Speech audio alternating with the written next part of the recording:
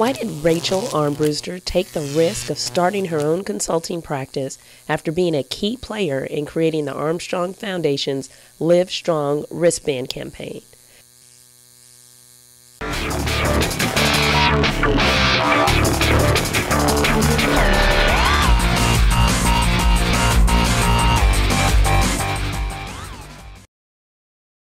Hey, this is Dee from Lipstick Unplugged, the show that helps women gain the confidence, resources, and mentors necessary to change their lives in the world through entrepreneurship.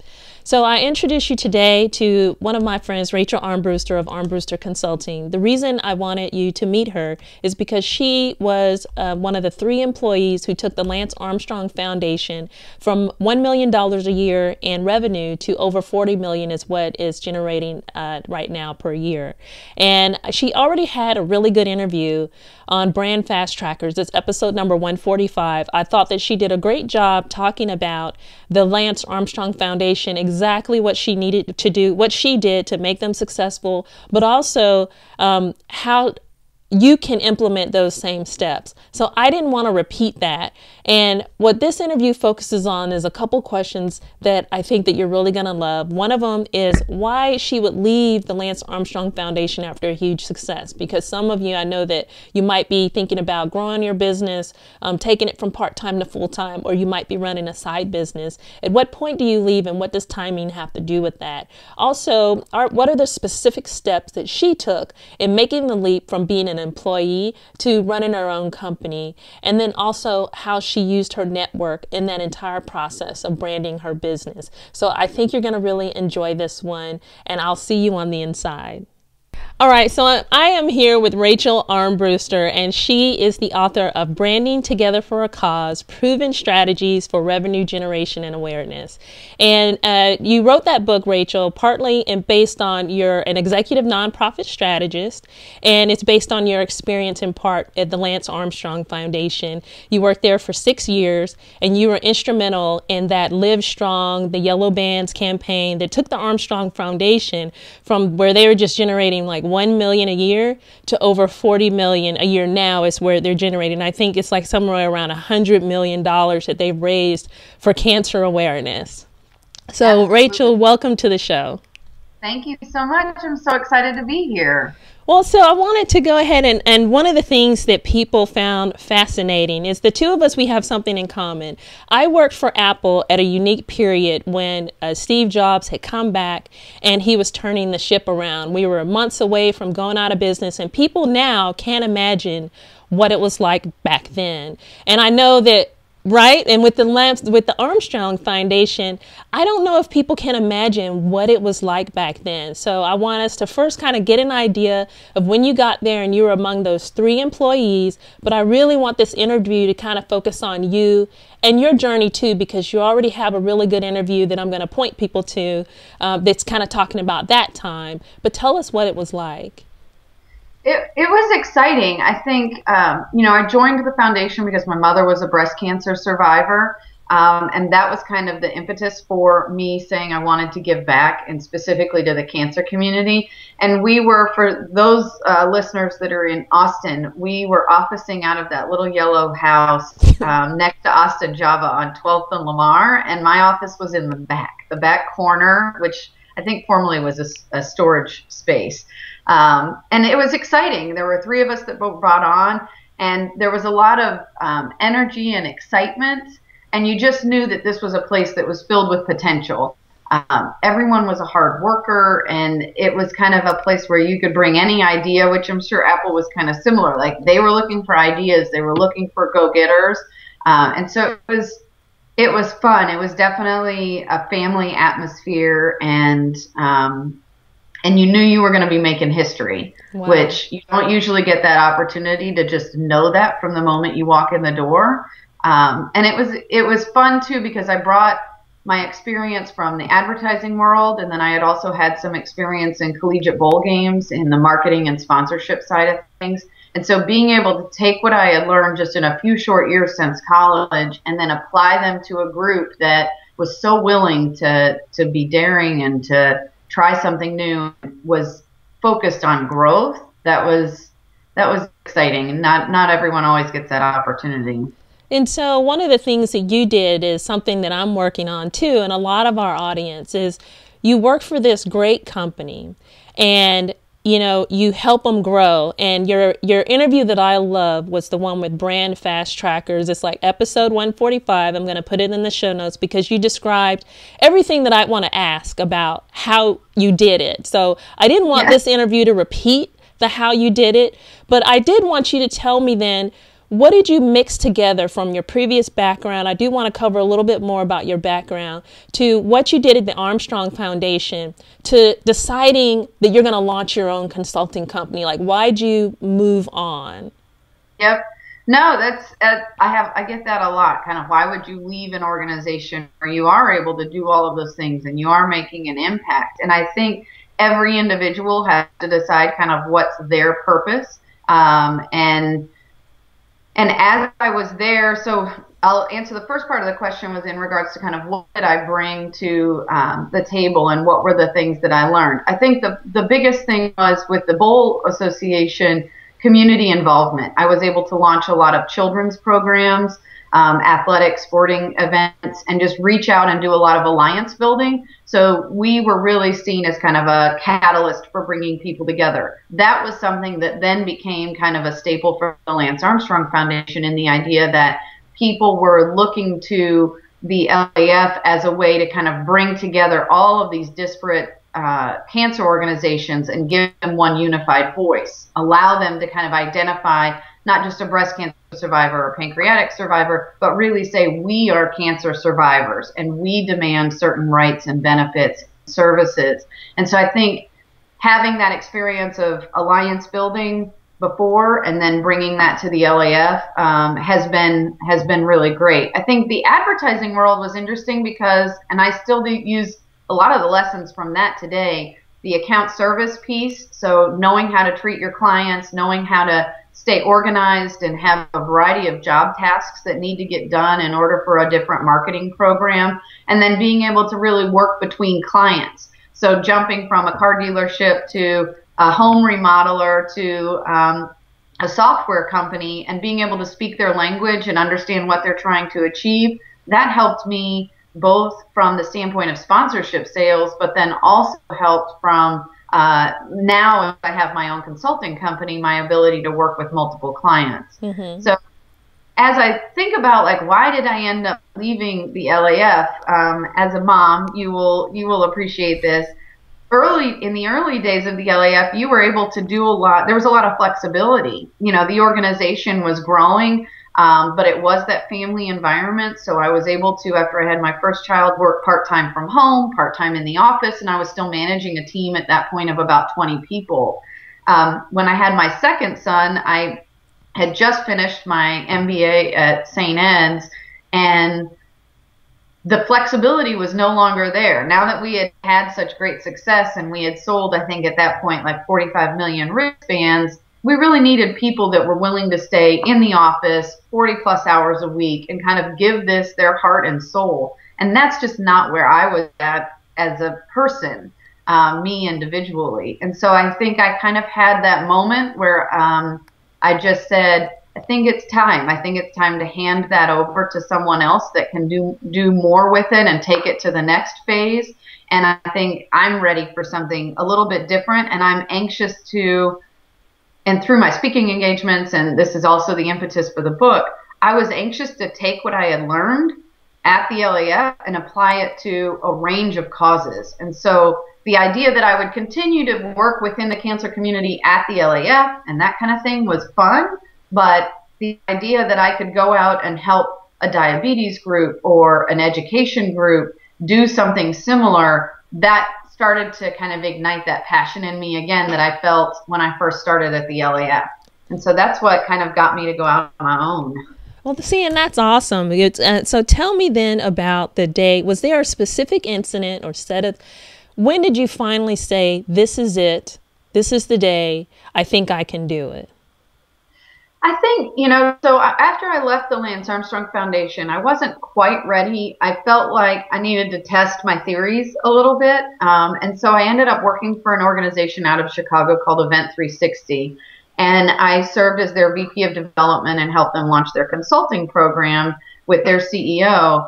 And that gave me a place to kind of test my ideas on groups that were $200,000 annual budgets to $250 million annual budgets.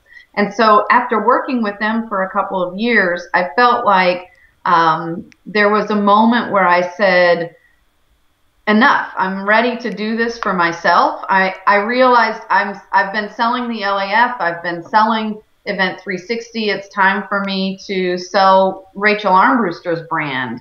And I called a few of my friends, and I remember saying, if I wanted to start a business, what do you think? And everyone said, do it, absolutely. And then I felt even more confident when I said, well, what should I call it? And they said, Armbruster, of course. And I said, well, why would you say that? And they said, because whenever we have a problem, we think, call Armbruster, she'll fix it. And I thought, if that's the reputation I've built and people feel that I'm a problem solver on a range of issues, then there's always going to be problems, whether it's revenue problems for nonprofits or sponsorships trying to do more. I feel like I've got a breadth of experience now that there was nothing stopping me. There was no reason to feel like I needed to kind of surround myself with basically a buffer and a safety net. I needed to just get out there and prove it by myself for a while. Cool. And so what I'm getting, because remember the conversation that we had, one of the things you said, and you spoke at, the event where I got a chance to introduce you. That's where we really connected. And one of the things you said that the whole audience thought was funny was you said, everyone wants to get out of the box and think out of the box, get back in the box, like stay in the box as long as possible before you go off on your own. And it sounds like that's exactly what you did.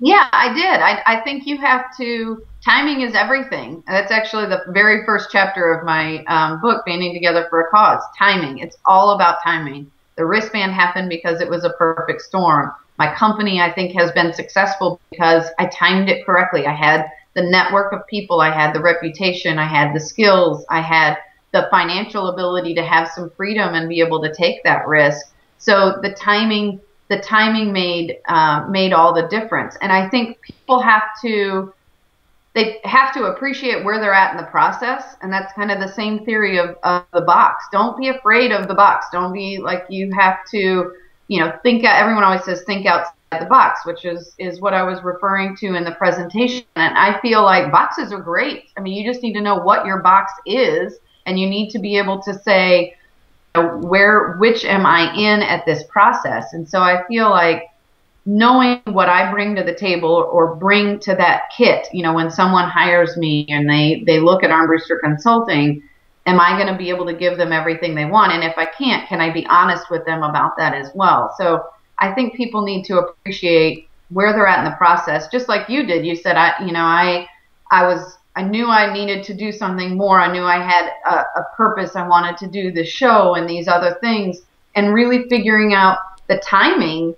Because if you had launched it 5 years ago, it might not have been successful, and then you might have never tried it again. And so I think having some patience and having the follow through and kind of the diligence to see that every step you take is tying to something larger, I think is really important. I remember working in the ad agency business, and I looked at one of the account directors one day in her life, and I thought, okay, the path that I'm on right now is leading to that role, and that's not what I want for my life. I don't feel like that's my purpose.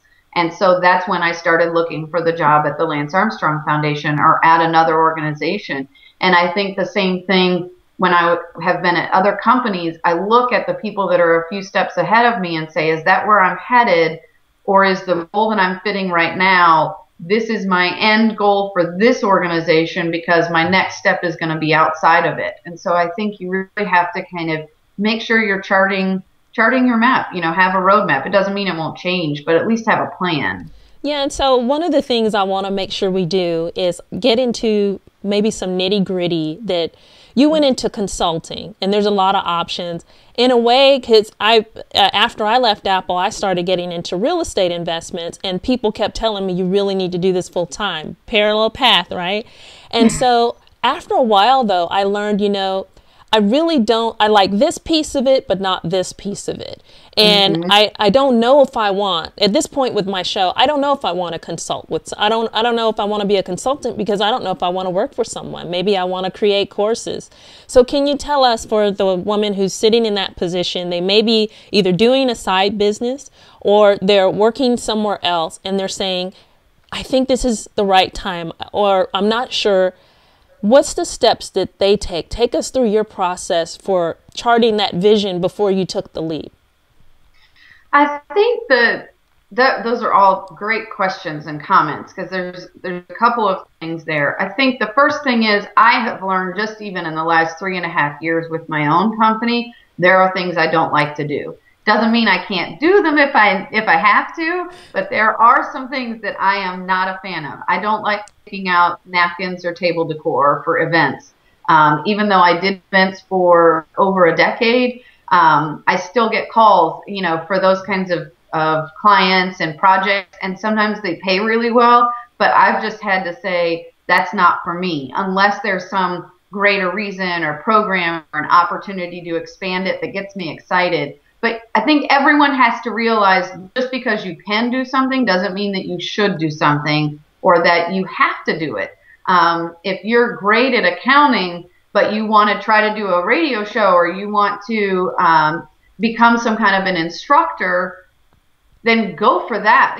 Don't kind of peg yourself, but just say, okay, do I have the skill sets necessary yet to try this new thing? I need to start growing that direction and taking the classes. I think that was one thing that I learned early on. I knew that, I had a general communications degree. You asked about the specific steps. So number one, I would say, just to circle back, you can say no to things. Do not feel like just because someone will pay you to do something that you have to go through with that. And even when you're starting out your business, there were times when I thought, I'm saying no to this and I don't have any other paychecks coming in the door. Why am I saying no? And it seems like without fail, the second I say no, 3 new projects would come up that were things that I was completely excited about and perfect for. And so I think you just have to have faith and say, I know this isn't the right choice or the right place for me. I'm going to wait. Again, with the timing and the patience, I'm going to wait until the right thing comes, and it will come. If you're doing good work and you're being and you have integrity with the work that you're putting out there, it will come in the door. So you just have to wait. As far as kind of the steps that I took, so once I started at the LAF, I think one of the things that I did realize about myself is that I really wanted to be in an executive leadership position. Originally, I thought with a foundation, potentially even with the LAF. And that was kind of where I wanted to head. I had started it as a director with a 3-person organization, but I knew it would be growing. And I thought, if I want to be CEO of a 100-person organization, what am I missing? I was missing a lot of accounting and financial backgrounds. I was doing a lot of budgeting and revenue generating, but I wasn't feeling confident in the way that I presented that information. So that was really the impetus to get me to go back to get my MBA at St. Ed's. And so I started doing that. It took me just under 7 years. So I took, 2 classes every semester. Once I had kids, it became 1 class every semester. And I think I was close to losing credits at that point before I graduated. But I think again, I created the roadmap. I said, okay, I know I want to have executive leadership abilities. I know I want to be able to speak at a board level. I know I want to be able to sit at a CEO table and speak eloquently about the topics that are needed. So I felt like that was one of the pieces that I was missing. The next thing was, when I left the LAF, going to Event 360, I felt like I was missing that ability to test my ideas with small and large groups and groups that don't necessarily have celebrities. And so I found a company that allowed me to do that, but still in my sweet spot as far as nonprofits and fundraising. And then when I left and started my own organization, I realized I needed a few things. I needed accounting help. I needed legal help. And so I reached out to my network to ask them, I know you've done consulting work or contracting work. Who do you use for your attorney? I know that you have accounting needs and have a 3-person office. who do you use for that? And worked with them. So I really worked with my network. And the first thing that I did, you know, it's funny because the word, when you say the word consultant, everyone immediately thinks that means unemployed for the most part. So I really worked hard to make sure, you know, what does it mean that I'm being a consultant, and how can I have an impact so that it's obvious to people that I'm not just looking for a job, but I truly am making this my next step in my career. And I had some good friends tell me that your checkpoint on the consulting side was finding 4 new clients within 90 days, 4 paying clients within 90 days.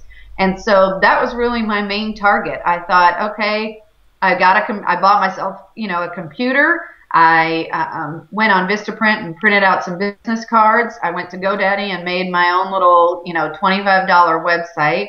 And then I spent the next week handwriting about 550 thank you cards that I sent out to everyone I had ever worked with or spoken to, family members, and let them know what I wanted to do with my life, and that I was here for them and I was ready to serve others and to serve other causes. And it seemed like from that, I was able to get my first 4 clients within 90 days. I knew I was on the right track. So, I mean, it is a process, though. I mean, there were steps that hopefully everyone can kind of take something from that. And if there's something they feel they're missing, you know, those were kind of the steps that I took. That's awesome. You just laid out like this whole foundation, because I get the questions all the time. And so I wrote them down here. I wasn't just looking down at other notes, but you first, you kind of built your roadmap. Where do I want to go? Where am I now? And if it's in a direction that you don't want to go, you don't have to do it.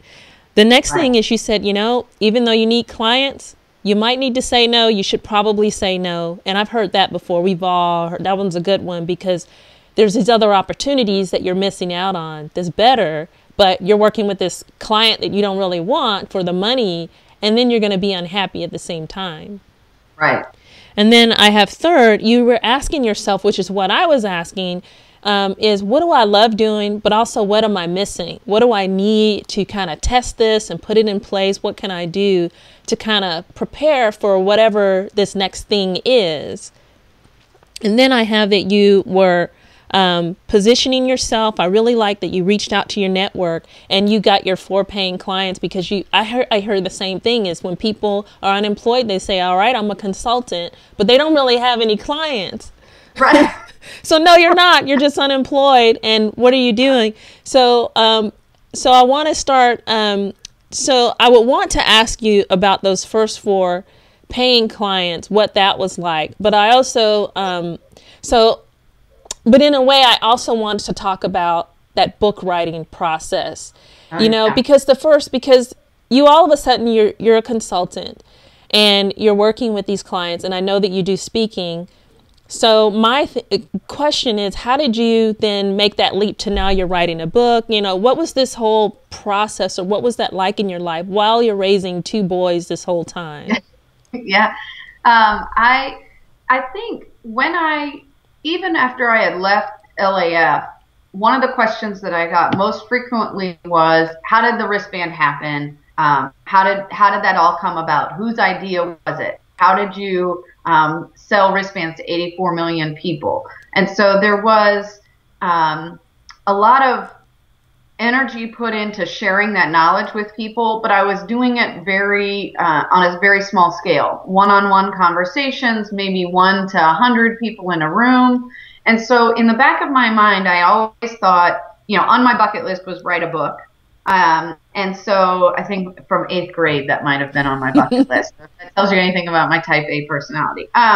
So I thought, you know, the one thing that most people are asking me about is that experience. And that's something, again, that I can share. Then as I started to say, okay, I have a brand, I have a company that I'm trying to build, the book just fed into that. It was, this is another great way to get my name out. If no one ever even bought the book, I thought it'd be a great leave behind tool for sales meetings.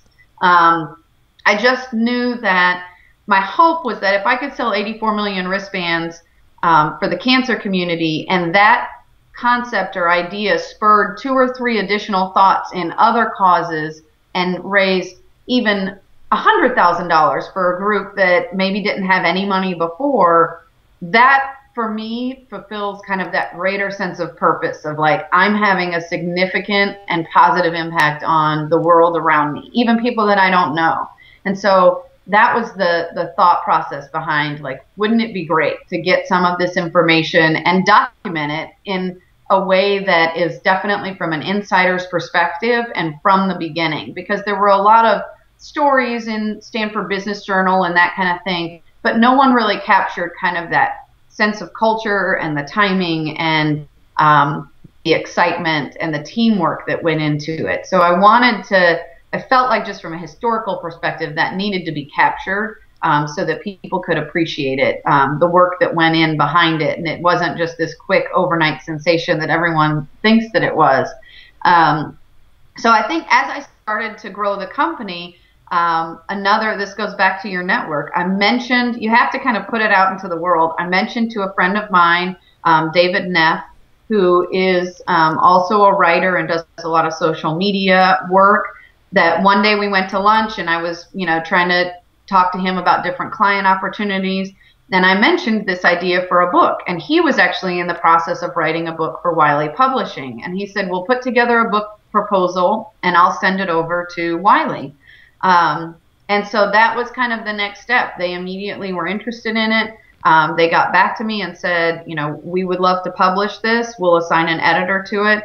And so then it was on me to actually write all of this. So it was one thing to say it and then a whole other thing to write it. And I think it would have been much easier if I just went and rented a cabin somewhere in the woods for 3 weeks and tried to write it. But I was doing it, working for my clients during the day, and then at night trying to kind of pull together chapter by chapter. And it was just like writing a thesis or writing a term paper. You're putting together your outline, and I turned in my first couple of chapters, and the editor basically said every sentence needs to be a paragraph, because I tend to be very direct in my writing.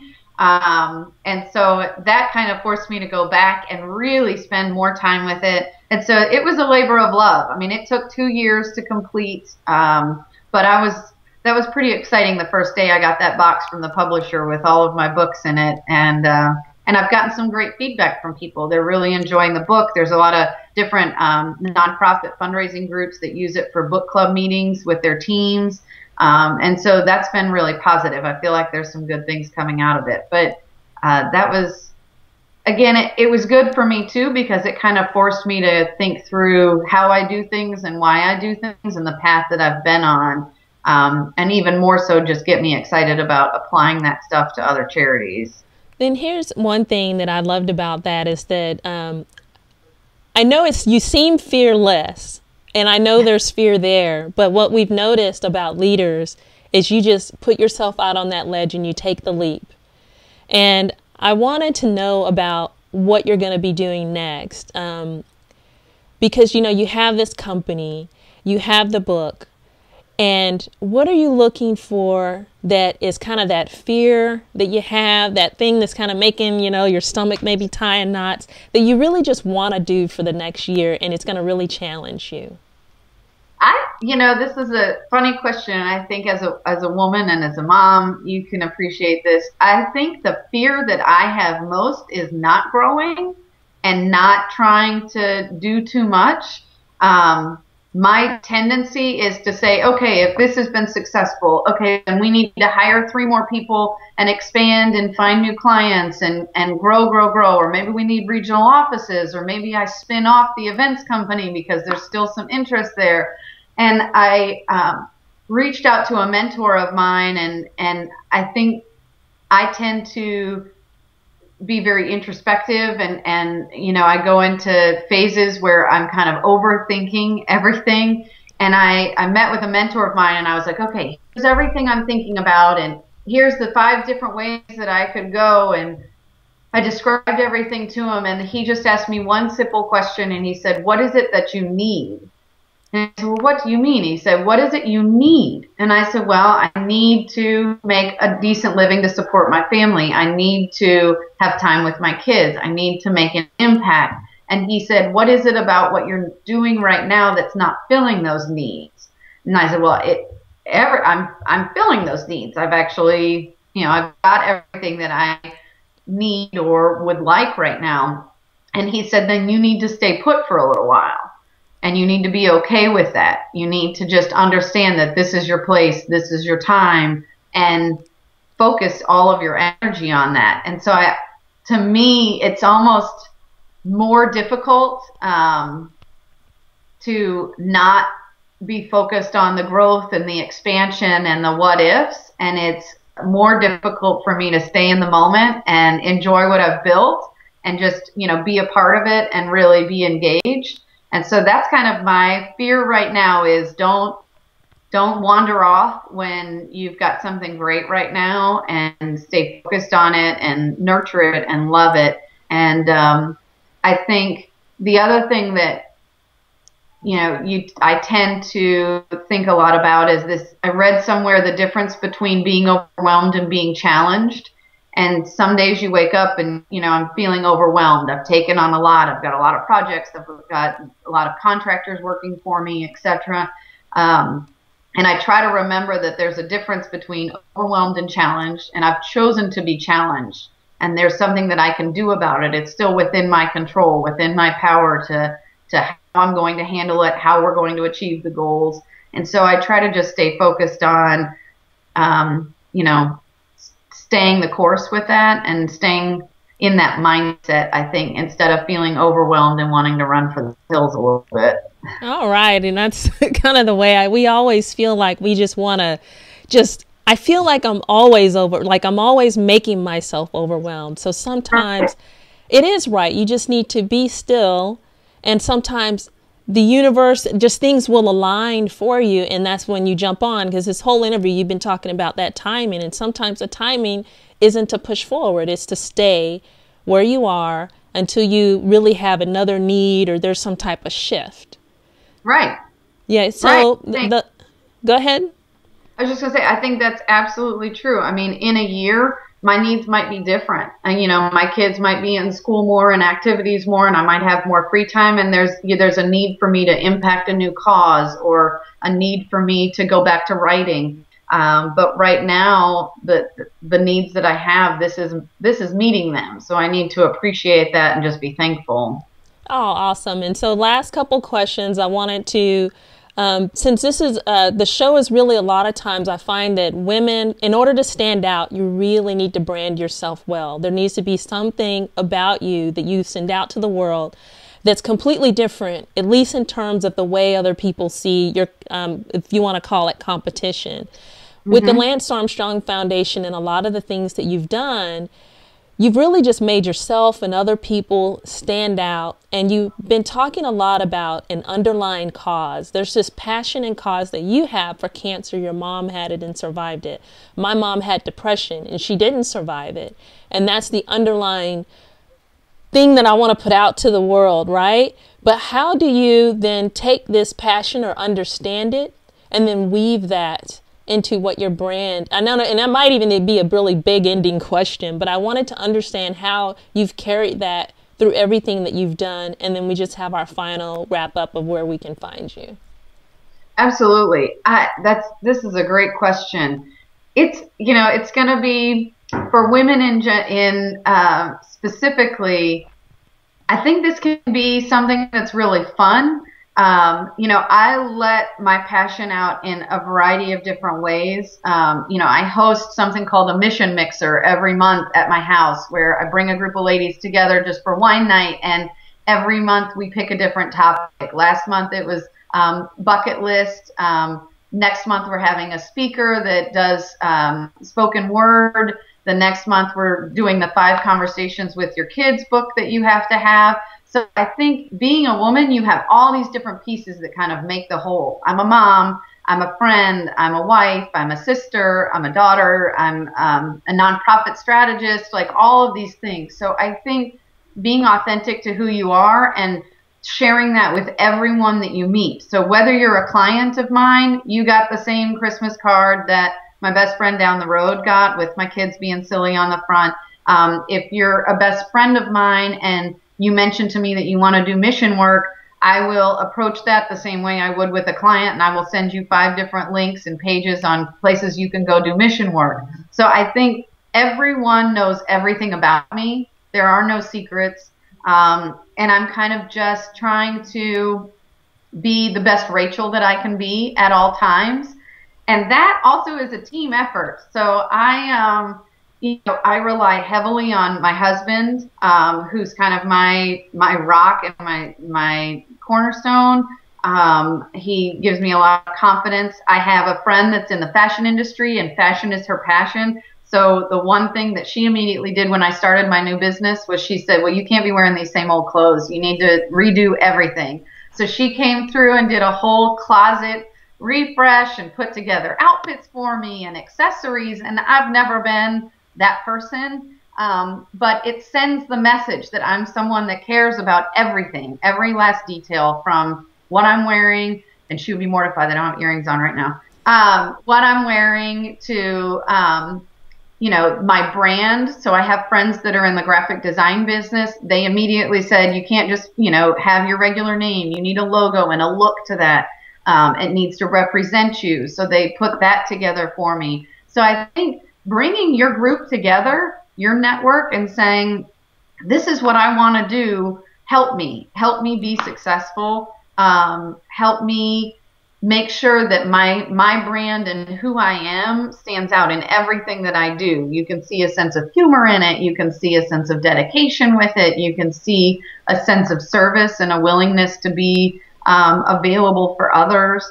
And so I would just say, think about what makes you you, and make sure that you try to keep that through everything, and don't try to if you're going to try to have your own business, don't compartmentalize work from personal life and that kind of thing. You are constantly representing your organization and your brand, and you never know where your leads will come from. I've got great leads from, my best friends, and I've gotten amazing friendships out of my clients. And so I think you want to just be open to that, and you're putting yourself out there to the world, and that's all of you. Oh, that's awesome. This has just been the best time. I'm so glad we reconnected. And you remember this book? I bought it. So I'm holding it up for the people who are listening. Banding Together for a Cause. We have proven strategies for revenue generation and awareness. And mine is a signed copy, so I have a special copy from you. Where can we find you on the universe of online magic? Absolutely. My website is armbrusterconsulting.com. And if you go there, you can link into our Facebook page. We have a Facebook page for the book. My email address is there. My cell phone number is on the website as well, but my cell phone's 512-944-3417 if anyone wants to give me a shout, or send me a text or anything. And then my email address is just rachel@armbrusterconsulting.com, so you're always welcome to email me. And on Twitter, I'm at @Armbruster. And like I said, Banding Together for a Cause is on Facebook, so go out and like it. And then you can also sign up for an e-newsletter. We send out an e-newsletter once a month. Typically, they're about topics that involve the nonprofit fundraising world, but we try to also do things like, these are our favorite picks, or here's how to send the best emails, or here's how to manage a team. So you might find even in the archives on the website, there are some things that could be applicable for your organization, whatever it is, small or large. And so that's where they can find me. It's pretty easy. I've put myself out there. Good. Well, thank you so much for your time and for this interview, and we will definitely keep in touch. Definitely. Thanks so much, Dee.